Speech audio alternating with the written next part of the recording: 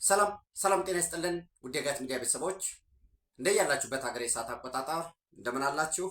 እንደምን ቆያችሁ? የጋት ውሎ አጫጭር መረጃዎች ወደ እናንተ የሚደርሱበት ሰዓት ላይ እንገኛለን። ሸር አርጉ፣ ላይክ አርጉ፣ ሀሳብ አስተያየታችሁን አካፍሉ፣ የጋት ሚዲያ ሜምበር ሁኑ። ጋት ሚዲያን በሱፐር ቻት በሱፐር ታንክስ ደግፉ። እየደገፋችሁ እንዳላችሁ ከምንም በላይ አብራችሁ ስለሆናችሁ እጅግ የከበረ ምስጋና ይድረሳችሁ። በአጫጭር ፕሮግራሞቼ የመጀመሪያው በትናንትናው ዕለት ታላቁ የኢትዮጵያ ህዳሴ ግድብ የአፍሪካ የዓመቱ ምርጥ የኢነርጂ ፕሮጀክት ተብሎ ተመርጧል። ጋና አክራ በተካሄደ ጉባኤ ላይ ምርጥ የሆነ በራስ አቅም ፋይናንስ የተደረገ ለኢንዱስትሪ እድገት በዋነኝነት ፈርቀዳጅ የሆነ በአህጉር ደረጃም ልምድ ሊቀመርበት የሚገባ ነው በሚል እውቅና አግኝቷል። የእውቅና ሽልማቱን የኢትዮጵያ ኤሌክትሪክ ኃይልን በመወከል በጋና የኢትዮጵያ ኤምባሲ ተጠባባቂ የሆኑት አምባሳደር አሳየ አለማየሁ ዶክተር ናቸው። እሳቸው እንደተቀበሉ የወጡ ኤምባሲው ላይ የወጡ መረጃዎች ያሳያሉ። የተለያዩ ኢንዱስትሪዎች፣ የተለያዩ ተቋማት መሪዎች፣ አምባሳደሮች እና የአፍሪካ ተወካዮች በተገኙበት ነው። የኢትዮጵያ ሕዝብ በፈተናዎች ሁሉ ጸንቶ የሰራው የዘመናት የትውልዱ ጥያቄ የሆነውን አባይን የመጠቀም ያረጋገጠበት ይሄ በአፍሪካ ደረጃ እውቅና ማግኘቱ በዓለም ደረጃ እውቅና ያገኘ ትላልቅ ስለ ፖለቲከኞች የባርባዶስ ጠቅላይ ሚኒስትርን ጨምሮ እነ ትሬቨር ኖህ ከ9 ቀን በፊት ትናንት የተወሰነ ሃይላይት ስላደረግ ነው ጊዜያችሁን ላለመውሰድ ነው። እንደተከታተላችሁ ተስፋ አድርጋለሁ። ቸክ አድርጉት፣ አዳምጡት። የኢትዮጵያ ይህን ግድብ ለመገንባት ያለፈችበትን ውጣ ወረዱን ትሬቨር ኖህ ሲተነትነው የግድቡን ፋይዳ የ21ኛው ክፍለ ዘመን አድዋ ነው። ኢትዮጵያ በአድዋ ጦርነት የነጭ ወራሪን ፋሽስት አይደለም ቀኝ ገዥው ፋሽስት በኋላ ሁለተኛው ላይ የመጣው ነው። ያኔ ኢምፔሪያሊስት ቄሳራዊው ተስፋፊውን ቀኝ ገዥውን ጣሊያንን ድል በማድረግ ልክ እንደ ኢትዮጵያ ተብሎ እኛም እምቢ ለባርነት እምቢ ለቀይ ግዛት በሚል የፓን አፍሪካኒዝም የጥቁር ህዝቦች የነጻነት ወኔን መንፈስን ችቦ እንደለኮሰው ሁሉ ዛሬ ኢትዮጵያ የውስጥ ፈተናዎችንም ከውጭም ደግሞ ፋይናንስ እንዳትደረግ በዛ ሁሉ ጸንታ ትልቁን ግድብ መስራቷ ኃይል ከማመንጨት ባለፈ ልክ እንደ ኢትዮጵያ ይቻላል መንፈስ፣ በራስ አቅም መጽናት፣ ህብረተሰብን ማስተባበር፣ ህዝብና መንግስት ሲቀናጁ ትልቅ ነገር መስራት እንደሚችሉ ያሳየ ነው በሚል በባርባዶስ ጠቅላይ ሚኒስትር ግድቡ የተሞካሸበት ነው። የኢትዮጵያውያን ሬዚሊየንት ይሄ በቃ ፈተናን ተቋቁሞ ወደቁ ሲባል እንደገና መነሳትን ፈተናዎችን እንደ መልካም እድል መቀየር የሚያስችል አቅም እንዳለ የተነሳበት ነው። ፕሊስ አዳምጡት። 1 ሰዓት ከምናምን ነው። በጣም ካች ነው። ከጀመራችሁት ሳትጨርሱ አትተውትም። ግድቡ በኃይል ማመንጨት አቅምና ዋስትና እንዲሁም በረጅም ጊዜ የኢንዱስትሪ ሽግግር ከዛም ባለፈ የጎረቤት ሀገራት አፍሪካውያንን ማስተሳሰር የሚችል ነው። ኢትዮጵያ ያመነጨችውን ኃይል ለኬንያ፣ ለጅቡቲ፣ ለሱዳን በቀጣይም ለታንዛኒያ በኬታርኮ በኩል የኬንያ ትራንስሚሽን ኮርፖሬሽን የሚባለው በዛ በኩልም እነዚህ በሙሉ አፍሪካን በኃይል የመሰረተ ልማት የማስተሳሰር ወሳኝነት ያለው ነው። እንደዚህ አይነት ግዙፍ ውስብስብና ዓለም አቀፍ ደረጃቸውን የጠበቁ የመሰረተ ልማት ፕሮጀክቶች በአፍሪካውያን ታስበው በአፍሪካውያን ተፈጽመው የአፍሪካን ህዳሴ የሚያረጋግጡ ናቸው። በዚህ ደረጃ በታዳሽ ኃይል መሰረተ ልማት ኢትዮጵያ ያስመዘገበችው ስኬት የታላቁ ህዳሴ ግድብ ያገኘው እውቅና በጣም ተስፋ የሚሰጥ ፋሲኔት የሚያደርግ ነው። እንደው ዝም ብለን ሁልጊዜ ምንድነው ፎከስ ስናደርግ የሆነ ከሌ እንዲህ አደረገ ከሌ የዚህን ጉዳይ ሊያስፈጽም ነው የሚለው እንደተጠበቀ ሆኖ አንዳንዴ ደግሞ በዓለም አቀፍ ደረጃ ያለውን በጣም ብዙ ጽሁፎች ይወጣሉ።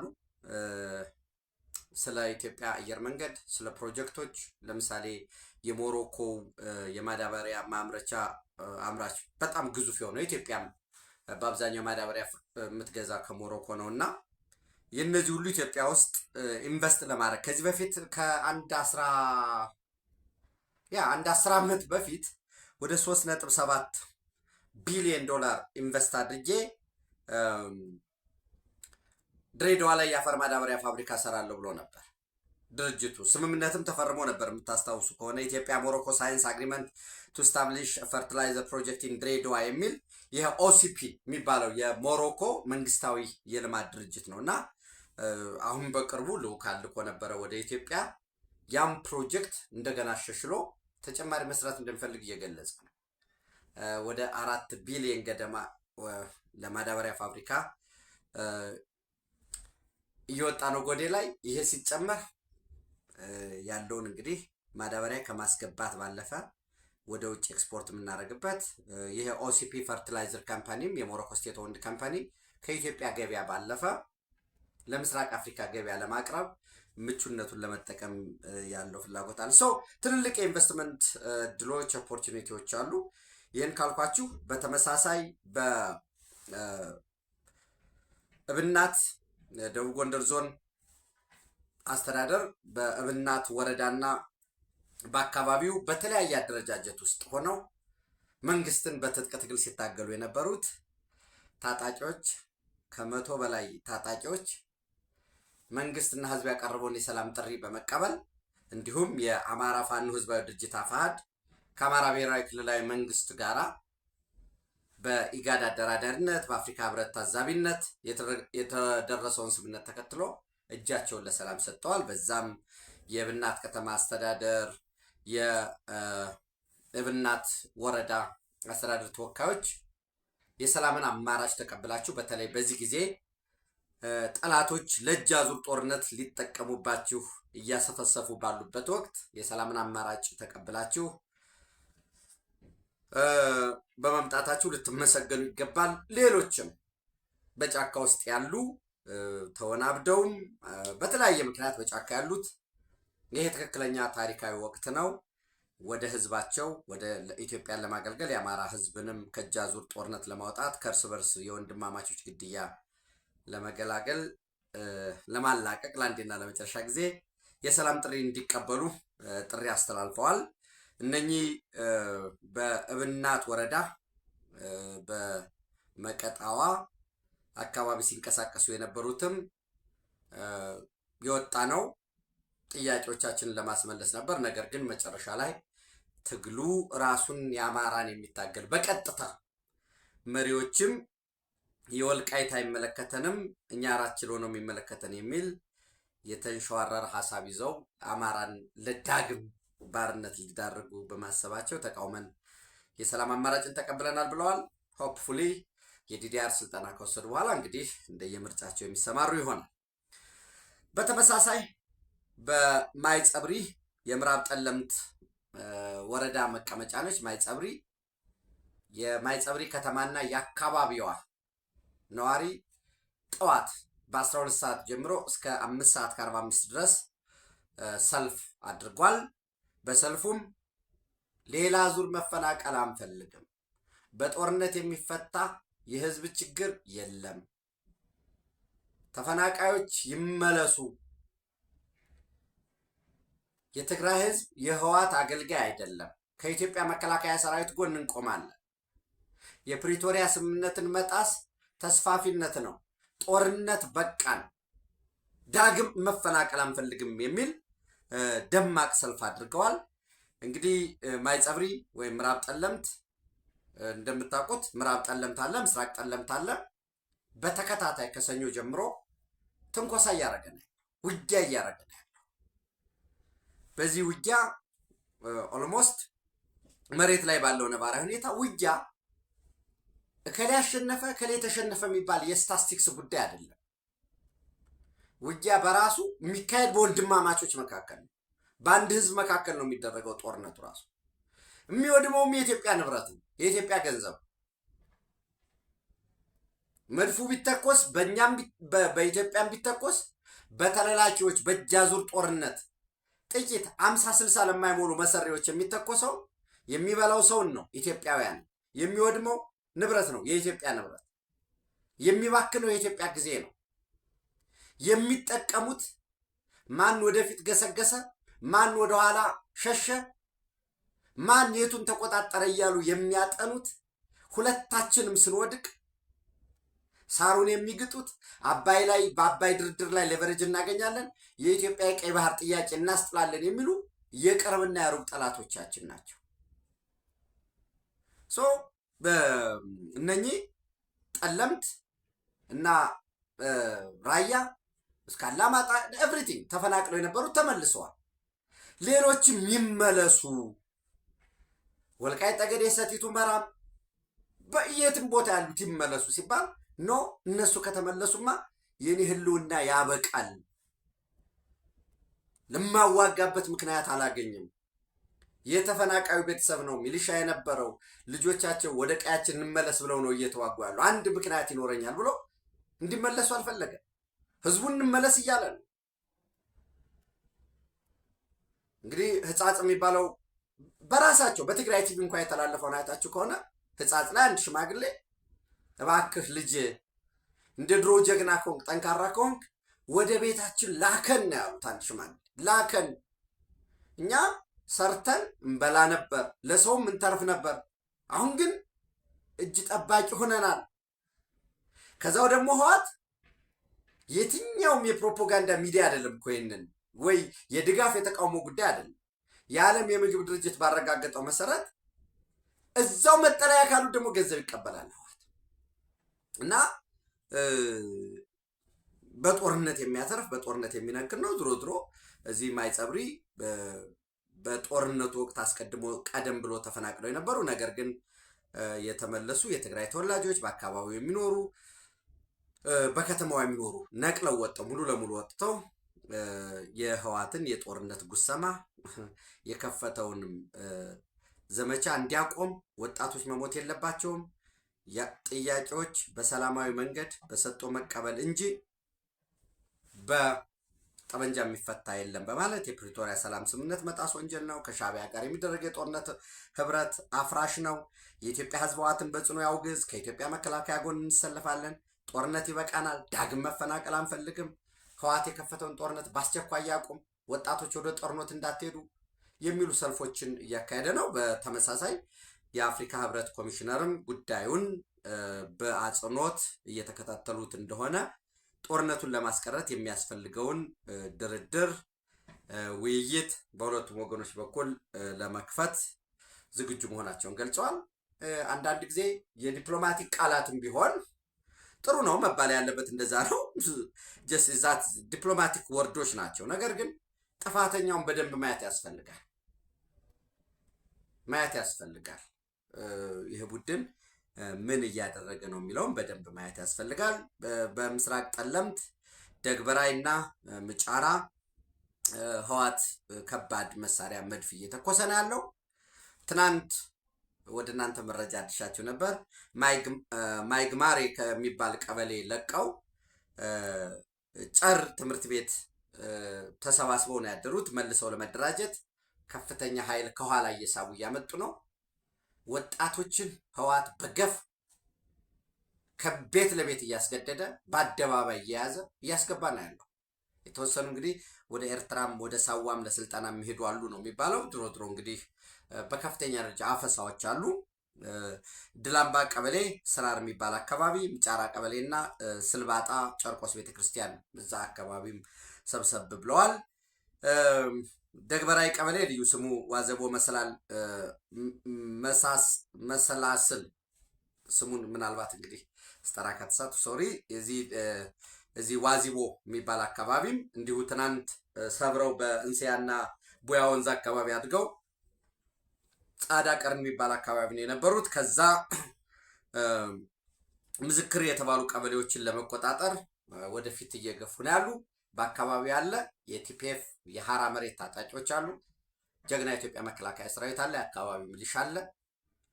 እየተመቱ ነው የሚለው ግን የሚያስደስት ነገር አይደለም ወዳጆች። ለምን እነዚህ ወጣቶች የትግራይ ወንድሞቻችን ከኋላ አፈሙዝ ተደግኖባቸው ነው ወደፊት የሚሄዱት። ለማን? ለእጅ አዙር ጦርነት ለግብፅ ዘላቂ በወንዙ ላይ በአባይ ወንዝ ላይ ለመደራደር እንደ ጫና ለመፍጠር አንድ ሻዕቢያ በአጭር ጊዜ ከስልጣን ስጋቱ ነፃ ለመውጣት እና የኢትዮጵያን ወደ ቀይ ባህር የምታደርገው ጉዞ እንደማይቆም ያውቃል፣ ግን ጊዜ ለመግዛት በሚል በጥቂት መሰሪ ደም ሲፈስ አጥንት ሲከሰከስ ንብረት ሲወድም የሰው ልጅ በየቦታው ሲወድቅ እናት ስታለቅስ ትናንት የተቀበሩት ትናንት የሞቱት በደም እኮ አርድተው አልጨረሱ። ትናንት አካል ጉዳተኛ ሆነናል ዊልቸር ግዙልን ብለው እኮ ዊልቸር አልተገዛም። በቂ ሕክምና አልተሰጠንም ብለው እኮ በቂ ሕክምና አልተሰጣቸውም። ያ ባለበት ነው እንግዲህ ሌላ ተጨማሪ ጦርነት እየከፈቱ ያሉት። ለማን? ለግብፅ ድል፣ ለሻዕቢያ ድል በተለላችነት እና ለምሳሌ ትናንት የአርሚ 33 ታጣቂዎች አዲጉዶ የሚባል ቦታ ለምሳ ባረፉበት ወቅት ከ130 በላይ ታጣቂዎች ለምሳ እንዳረፉ ጠፉ ዘንድ ክትትል ይደረግ ተብሎ በጥቆማ ተኩስ ከፈተ። የሚሄዱ የሆኑ ታጣቂዎች ተቆርጠው ሲሄዳሉ ተኩስ ተፈጥሮ 7 የቲዲኤፍ ታጣቂዎች በጽኑ ቆስለዋል። አንፈልግም እያለ ነው የትግራይ ህዝብ ያለ። እንደ አጠቃላይ እንደ ሀገር የኑሮ ውድነት አለ እንደ ኢትዮጵያ። የሸቀጦች ዋጋ በተለይ ከዚህ ከጦርነቱ ጋር ተያይዞ ከሩሲያ ዩክሬን ጦርነት የዓለም ኢኮኖሚ መናጋት ጋር ተያይዞ የቀይ ባህር ቀጠና ያለው ዓለም አቀፋዊ የኑሮ ውድነቶች አሉ። እሱ ተከትሎ ደግሞ እንደ ኢትዮጵያም ደግሞ ሌላ ተጨማሪ ውድነት አለ። እየተሰራ ነው፣ መሰራት አለበት። ትግራይ ውስጥ ደግሞ ይህንን ጦርነት በመስጋት በዚህ ትራውማ የሸቀጥ መሰወር ከፍተኛ የሸቀጥ ዋጋ ላይ ደግሞ ቆልሎ ለማትረፍ የሚደረግ ጥረት አለ። ጦርነት ውስጥ አንገባም እንደማለት የክልሉ መንግስት ያወጣው መግለጫም ይላል ስስታሞችና ስግብግብ ነጋዴዎች ላይ አላግባብ በሸቀጦች ዋጋ እየጨመሩ ስለሆነ በእነሱ ላይ እርምጃ እንወስዳለን። ወይ እርምጃ ይወሰድባቸው አዶና ምን ፕሮብለም፣ ግን ጦርነት ውስጥ መግባት አስፈላጊ አይደለም። ዞሮ ዞሮ እነዚህ ሰዎች የሻዕቢያ ተላላኪዎች በሻዕቢያ በኩል በግብፅ የሚለው የጦር መሳሪያ ማንም ሊሰጥ ይችላል፣ ሊዋጋልህ ግን አይችልም። ኢትዮጵያን ደግሞ እንደማያሸንፉ የፈለገው ቆሞ ቀር ቢሆኑ እንደማያሸንፉ ያውቃሉ። ግን ምን ችግር አለው? የትግራይን ህዝብ ቢሞት ያተርፉበታል እንጂ የሚከስሩበት ነገር ስለሌለ ለዚህ ለጦርነት እየዳረጉት ነው ያሉት። ዞሮ ዞሮ የአርሚ 33 ታጣቂዎች እንዳልኳቸው አዲጉዶም ለምሳ ባረፉበት ወቅት ከ130 በላይ ታጣቂዎች ጠፍተዋል፣ በጽኑ ቆስለዋል። ሌሎችም እንዲሁ ለቀው እየወጡ ነው ያሉት። 2ም 3ም እየሆኑ ሰብሰብ እያሉ ወደ የቤታቸው እየተበታተኑ ነው ያሉት። ለነዚህ ድጋፍ ያስፈልጋል። ድጋፍ ብቻም ሳይሆን የተጠናከረ ስራ መስራት ያስፈልጋል። የትግራይ ህዝብ ዳግም ጦርነት አያስፈልገውም። አንድ ኢትዮጵያ ጦርነት አያስፈልጋት። ታሪካችን ጦርነት። በጦርነት ምን አተረፈ? የትግራይ ህዝብ በጦርነት ምን አተረፈ? ምንስ ሊያገኝ ነው ይሄ ጦርነት የሚካሄደው የሚለውን በደንብ መገምገም ያስፈልጋል። ማንም የሚዲያ ዘገባ ሊሰራልህ ይችላል። ይሄ ሆነ እንዲሆነ ጥፋተኛው ይሄ ነው ሊልህ ይችላል።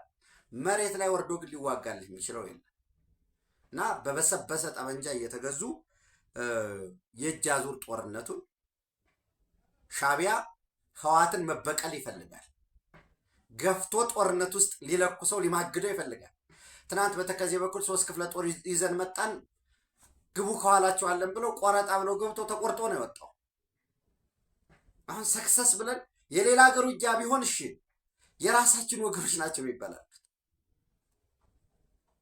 እና ሻዕቢያ ሊያግዝህ አይችልም። የበሰበሰ የጦር መሳሪያ ግን ከግብፅ የሚመጣውን የራሱን እየቀነሰ ለህወሓት 100 ቢመጣለን ምናልባት 60 ሊሰጥ ይችላል፣ 50 ሊሰጥ ይችላል። የራሱም ስጋት አለበት።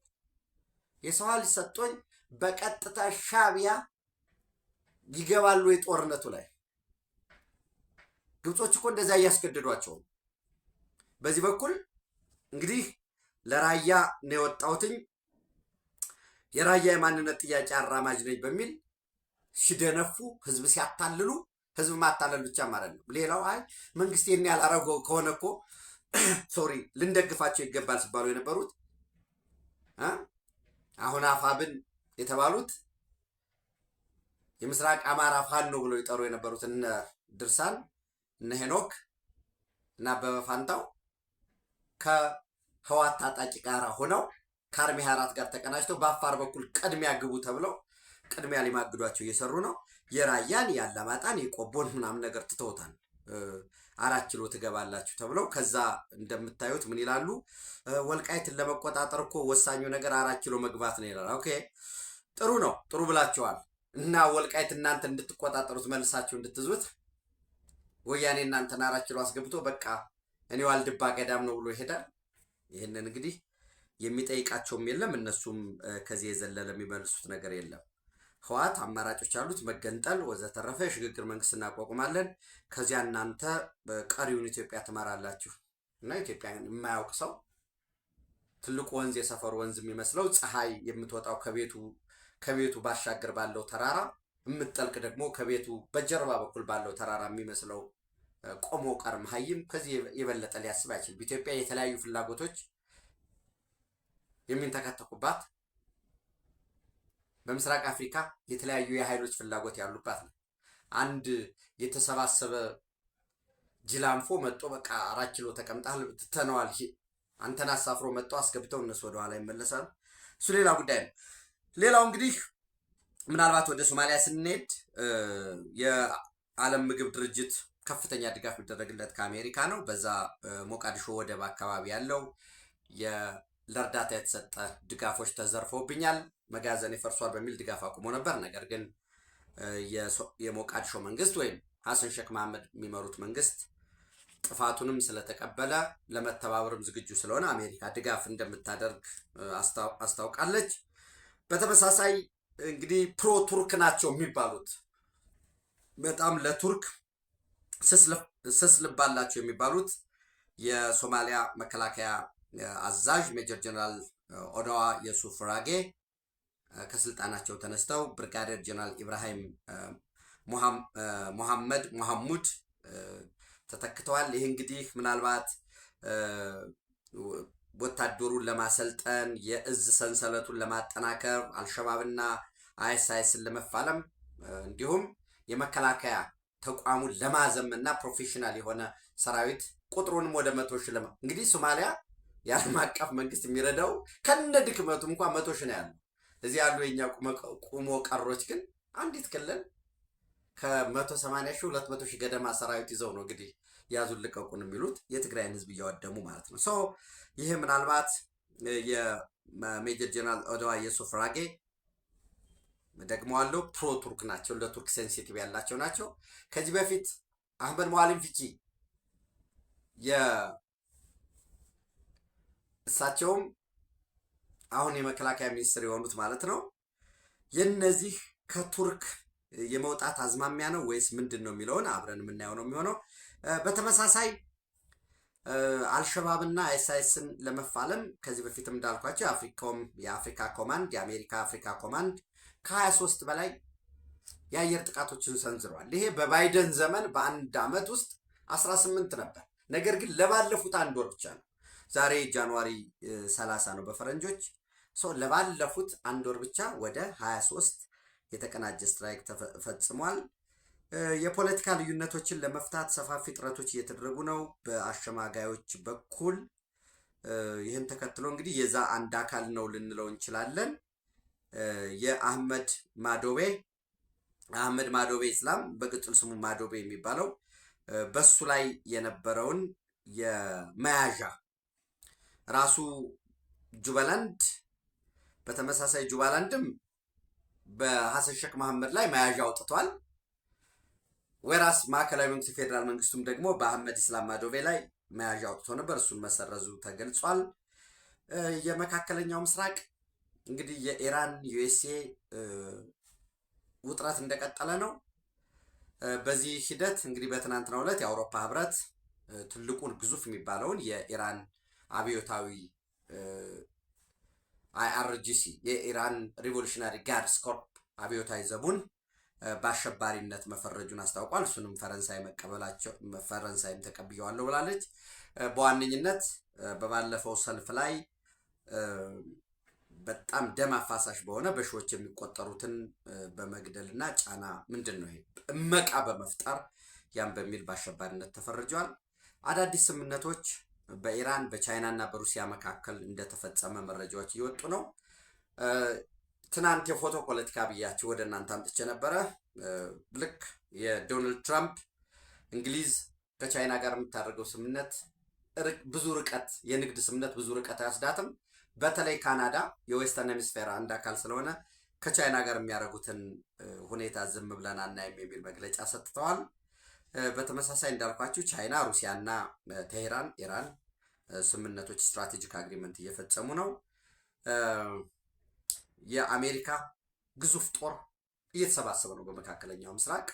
ፔቴክሴት የአሜሪካ ዋር ዲፓርትመንት የጦር ሚኒስትር ዶናልድ ትራምፕ የሚያዘዘንን ሁሉ ለመፈጸም የወትሮ ዝግጁነታችንን አስጠብቀን በማንኛው ቅጽበት የዶናልድ ትራምፕን ትዕዛዝ እየጠበቅን ነው የሚል መግለጫ ሰጥተዋል። በዚህ መሃል እንግዲህ በዚህ ውጥረት ሻዕቢያ ትልቅ ስጋት አለ። ያ ስጋት ኢትዮጵያ በማንኛውም ቅጽበት አታክ ልታደርገኝ ትችላለች፣ ጥቃት ልትፈጽምብኝ ትችላለች። የደህንነት መዋቅሩ እንደተጠለፈ ያውቃል። በጣም ከፍተኛ የሆነ ስራ አለ አስመራ ውስጥ ከፍተኛ እንግዲህ የዲፕሎማቲክ ምንጮች ልበላቸው የደህንነት አባላት እየታሰሩ ነው፣ እየተሰወሩ ነው። አዳዲስ ሹምሽሮች እየተደረጉ ከወትሮ በተለየ አስመራ ውስጥ ጠንካራ የሆነ የሚሊተሪ ፕሬዘንስ ወታደራዊ በየቦታው ይታያል። ስብሰባዎች እየተካሄዱ ነው። ሹምሽር ይጠበቃል። በማንኛውም ቅጽበት ወይም መፈንቅለ መንግስት በኢሳያስ ላይ እንደሚፈጸም አሊያ ኢትዮጵያ ስትራይክ እንደምታደርግ ይህ ሁሉ ስጋት አለ።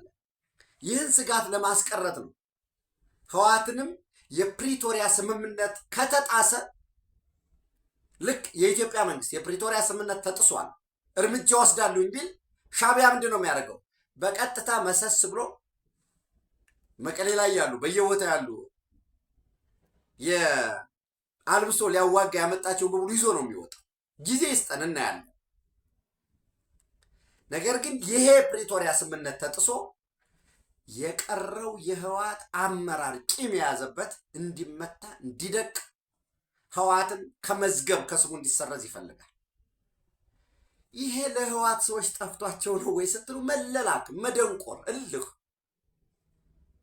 ተመልሰው 4 ኪሎ እንደማይገቡ ያውቁታል። ግን እስኪ አንድ እድል ይህንን ሞክር ነው።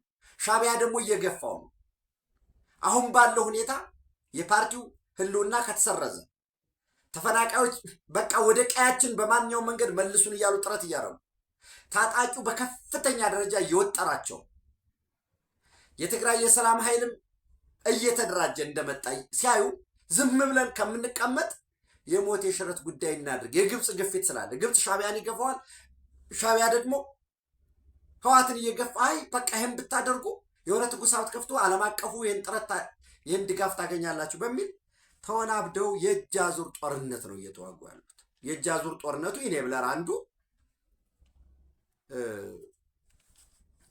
ስንቅ ከመሸከም በቅሎ ከመጎተት የማይዘሉ የአማራ ፋኖ ብሔራዊ ንቅናቄ የሚባል በተመሳሳይ ከህወሓት የተራረፈ የበሰበሰ ጥይት የተሸከሙ አሉ። ገንዘብ ያላቸው እሱን ይዘው አንዳንዶቹ በዚህ በቋራ በኩል ወጣ ገባ እያሉ ያሉ አሉ። እንዳልኳችሁ በአብዛኛው በሚባል መልኩ ጎንደር ውስጥ ያለው ከፍተኛ አመራሩ ተገዝቷል። ግዞት ነው። ዞር ቢል እንደሚመታ ያውቀዋል። ተነግሮታል። ሻዕቢያ ጥብቅ ትእዛዝ ይዟል። የተያዘበት ፋይል አለ እያንዳንዱ። ሌላው መካከለኛና ዝቅተኛ ያለው ልክ እብናት እንዳለው በተመሳሳይ እስቲ አካባቢ እንቅስቃሴዎች አሉ። እሱን በጋት ዕለታዊ ምሽት ተጨማሪ መረጃ ሰብስቤ ወደ እናንተ አደርሳለሁ። ኢትዮጵያ በክብር ለዘላለም ትኖር። ቴንኪዩ